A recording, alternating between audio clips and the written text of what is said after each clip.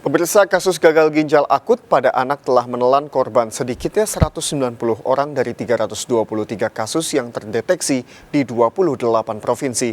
Meski jumlah korban meninggal telah mencapai 190 anak, namun demikian hingga kini belum ada satupun orang atau pihak yang menjadi tersangka dan bertanggung jawab secara hukum. Demikian pula dengan lembaga pengawas yang memungkinkan beredarnya obat yang mematikan ini seolah lepas tangan dan enggan bertanggung jawab. Pemirsa, berikut liputan khusus Delik RCTI, Cuci Tangan Sang Pengawas.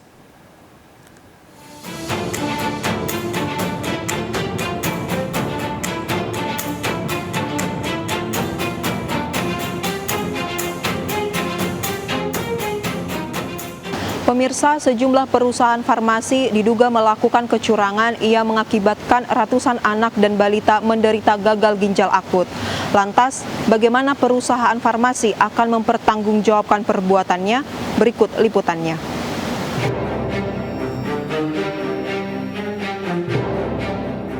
Kasus gagal ginjal akut yang banyak menewaskan balita dan anak dipicu oleh kandungan berbahaya dalam obat sirup. Diduga ada kesengajaan dari pihak perusahaan farmasi yang menggunakan senyawa berbahaya dalam pembuatan obat-obatan sirup. Mirisnya lagi, hal tersebut tidak diketahui oleh pihak BPOM yang sebelumnya telah memberikan izin edar kepada pihak perusahaan.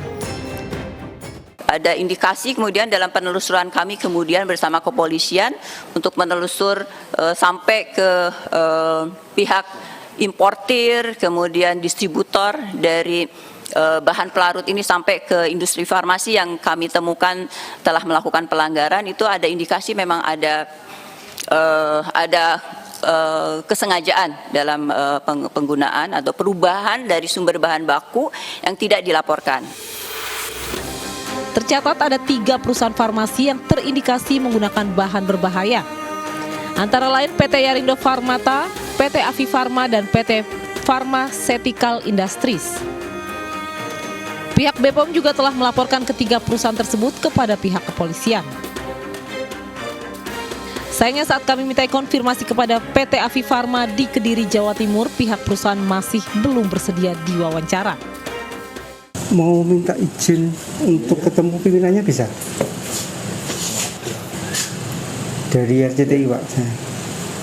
Udah ada pimpinannya. Masih keluar kota, Pak. Keluar kota? Iya. Kira-kira kapan, Pak? Wah, ya nggak tahu, no. Nggak tahu, Pak. Sini nggak tahu, Pak. Kami juga mendatangi PT Yarindo Pharmata di Tangerang, Banten. Pihak perusahaan lagi-lagi menolak mengkonfirmasi terkait kandungan berbahaya dalam produk mereka.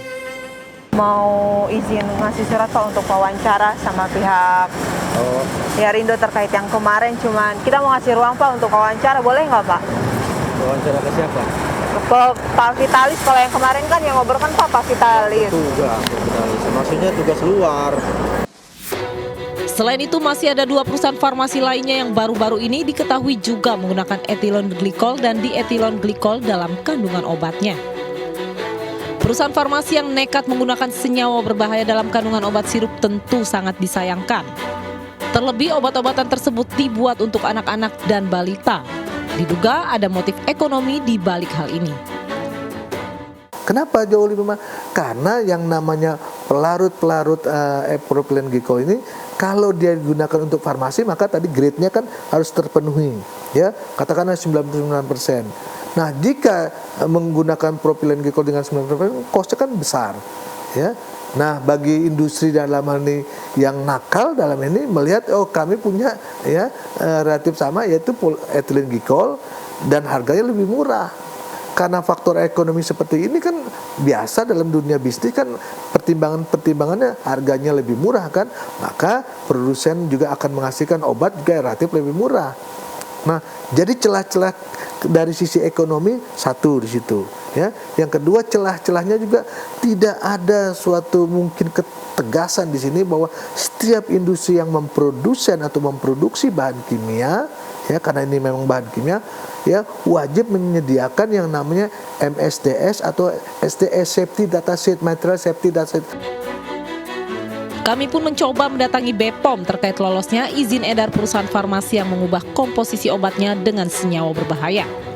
Sayangnya kami tidak bisa menemui Ketua BPOM Penny Lukito.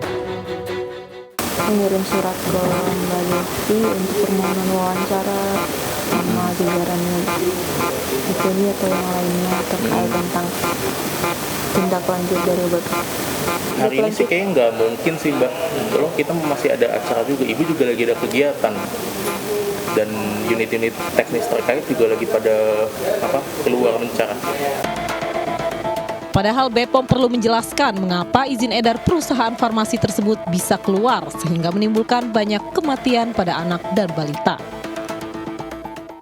Sangat ada kelemahan pengawasan karena memang kalau terjadi pengawasan yang efektif tidak akan terjadi peristiwa dan akibat seperti yang hari ini kita saksikan bersama. Dia harus ingat leading sektornya, tupoksi utama, domain utama ini adalah di BPOM, sehingga BPOM harus berkontribusi lebih besar, bertanggung jawab lebih besar karena segala kewenangan-kewenangan dan fungsi obat dan makanan itu ada di lembaga BPOM.